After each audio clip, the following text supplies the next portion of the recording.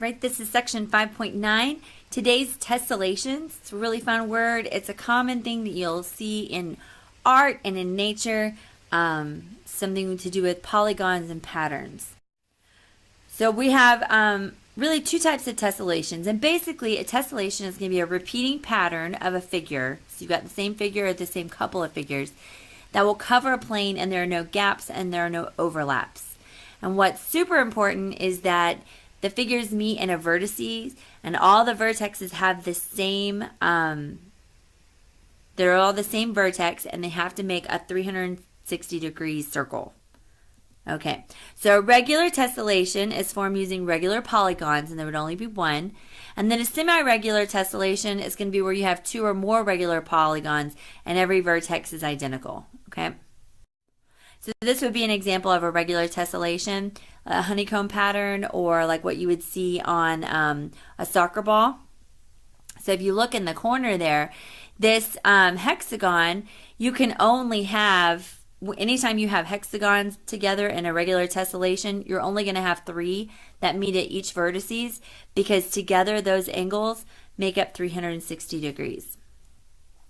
So with a triangle, if you're looking at its vertice where it makes 360 degrees, you're going to have 6. So it's only going to work with a regular, like an equilateral triangle. If you've got multiple size triangles, then it's not going to be a regular tessellation, because they all have to be the same in order for it to be a regular. Now you can make the pattern look different by having different colors, like the one on the right. A lot of times tessellations are used in art or in stained glass windows. A lot of quilting patterns will use tessellations.